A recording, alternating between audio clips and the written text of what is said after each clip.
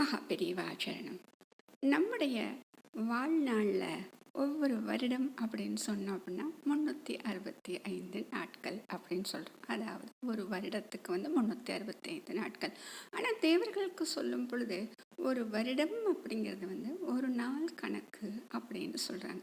அது நமக்கு சில சமயம் குழப்பமாக இருக்கும். எப்படி இந்த ஒரு வருடம் அப்படிங்கிறது அவங்களுக்கு ஒரு நாளாக இருக்கும் அப்படின்னு.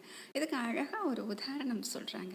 அதாவது தேவர்களுக்கு எப்படி அப்படின்னா ஆடி மாதத்திலிருந்து மார்கழி மாதம் வரை அவங்க உறக்கத்தில் இருப்பாங்க. அப்போ அவங்களுக்கு என்னங்க ஆச்சு? அது ராத்திரி ஆயிடுச்சு. சரியா? இப்போ நம்ம ராத்திரியிலே முடிச்சு காலையில் வைக்கிறோம் அப்படின்னா கண் விழிக்கும் பொழுது கொஞ்சம் வெள்ளனை எந்திரிப்போமா? அப்போ அவங்க மார்கழியில் கொஞ்சம் வெள்ளனை எந்திரிக்கிறாங்க. அதாவது தை மாதம் அவங்க கண் விழிக்கணும். அப்போ அவங்க என்ன பண்ணுறாங்க? மார்கழியில் கண் விழிக்கிறார்கள் அப்படின்னு சொல்கிறாங்க. இது போலத்தான் ஒவ்வொரு மாதத்துக்கும் ஒன்று சொல்கிறாங்க. இப்போ இது நம்ம தெரிஞ்சுக்கணும் அப்படின்னா அந்த காலத்துலேருந்து பெரிய பெரிய கோயில்களில் 6 கால பூஜை அப்படின்னு வச்சுருப்பாங்க. ஒவ்வொரு நேரத்திற்கும் ஒரு பூஜை, அந்த பூஜைக்கு ஒரு பெயர் அப்படின்னு. இப்போ காலையில் கோயில் நடை திறந்த உடனேயே 5 மணிலேருந்து 6 மணிக்குள்ளே அந்த காலத்தில் பூஜை நடக்குது இல்லையா? அதுக்கு உஷத்கால பூஜை அப்படின்னு சொல்லுவாங்க. சரி, அதற்கப்புறம் நடக்கக்கூடிய பூஜை அப்படின்னு ஒன்று இருக்கு இல்லையா? அப்போ அதற்கு காலசந்தி. அப்போ அதுக்கு என்ன நேரம் அப்படின்னு பார்த்தீங்க அப்படின்னா 8 மணிலேருந்து 9 மணி வரைக்கும் இருக்கிறது காலசந்தி அப்படின்னு சொல்கிறோம். அதுக்கப்புறமா பகல் 12லேருந்து 1 மணி வரைக்கும் நடக்கிறது உச்சிக்கால பூஜை. அடுத்தது சாயந்தரமா 6:30 மணிக்கு நடக்குது இல்லையா? அது சாயரட்ச பூஜை. அடுத்தது 7:30லேருந்து 8:30 மணிக்கு ராத்திரி நடக்குது. அப்போ இரவு கால பூஜையில் நடக்கக்கூடிய முதல் கால பூஜை. அடுத்தது எல்லாருக்கும் பரிச்சயமானது அந்த 9 மணிலேருந்து 10 மணிக்கு பள்ளியறை பூஜைன்னு சொல்லுவாங்க. அர்த்தசாம பூஜை அப்படின்னு சொல்லுவாங்க. அப்போ இந்த பூஜைகளோடு நாம் அந்த மாதங்களை ஒப்பிட்டு பார்த்தால் நமக்கு தெரிந்துவிடும் எப்படி ஒரு வருடம் அப்படிங்கிறது அவங்களுக்கு ஒரு நாளாக இருக்குது அப்படின்னு. இப்போ நம்ம என்ன பார்த்தோம்? அந்த உஷத்கால பூஜை அப்படின்னு நம்ம பார்த்தோமா? இப்போ அவங்க என்ன பண்ணுறாங்க? மார்கழியில் எழுந்திரிச்சிடுறாங்க.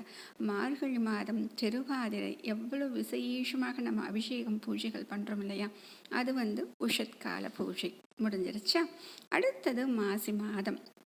இப்போ மாசி மாதம் வளர்ப்பிறை சதுர்த்தசி தான் இப்போ நம்ம காலசந்தின்னு சொல்லக்கூடிய அந்த 8 மணிலேருந்து 9 மணி வரைக்கும் சேரும் இல்லையா? அந்த காலசந்தி பூஜை தான் அவங்களுக்கு மாசி மாதம் வளர்ப்பிறை சதுர்த்தசி. அடுத்தது என்ன பூஜைங்க நடக்கணும்? உச்சிக்காலம். உச்சிக்காலம் அப்படிங்கிறது பகல். அப்போ ஆட்டோமேட்டிக்காக நம்மளுக்கே தெரிஞ்சிடும் சித்திரை மாதம் திருவோணம் அப்படிங்கிறது உச்சிக்கால பூஜை செய்யக்கூடிய நேரமாக ஆகிவிடுகிறது. அதுக்கப்புறம் என்ன சொன்னோம்? சாயரட்ச பூஜை அப்படின்னு சொன்னோம். அது எப்போ நடக்கிறது? 6:30 மணிக்கு நடக்கிறது.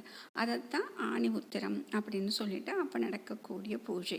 இது முடிஞ்சதுக்கப்புறமா இரவு கால பூஜையில் முதல் காலம் அப்படின்னு சொல்லிட்டு 7:30லேருந்து 8:30 மணி வரைக்கும் நம்ம சொல்கிறோம். அது ஆவணி வளர்ப்பிறை சதுர்த்தசி. அடுத்ததாக கடைசியாக நடக்கக்கூடிய பள்ளியறை பூஜை, அர்த்தசாம பூஜை அப்படிங்கிறது புரட்டாசி மாதம் சதுர்த்தசி இரவில் நடக்குது. இப்போ நம்மளுக்கு புரிஞ்சிருக்கும். ஆக ஒரு நாளில் நடக்கக்கூடிய பூஜைகள் அனைத்தும் ஒவ்வொரு மாதங்களில் வைத்து அவர்கள் நடத்தி வைத்திருக்கிறார்கள். அப்படிங்கிறப்ப அப்போ அந்த 365 நாள் நமக்கு சொல்லக்கூடியது அவர்களுக்கு அந்த ஒரு நாள் அப்படிங்கிறது இப்போ நமக்கு புரியும். அதனால் தான் தேவர்கள் கணக்குப்படி இது ஒரு நாள். அதனால தான் யுகங்களை கணக்குப்படும் பொழுதும் நாட்களை கணக்குப்படும் பொழுதும் அவர்களுக்கு இந்த நாட்கள் மாறுது அப்படின்னு சொல்கிறாங்க. ஆக தேவர்களுக்கு ஒரு நாள் அப்படிங்கிறது என்ன அப்படிங்கிறது இன்னைக்கு நம்ம நல்லா தெரிஞ்சுக்கிட்டோம். மகா பெரியவா சரணம்.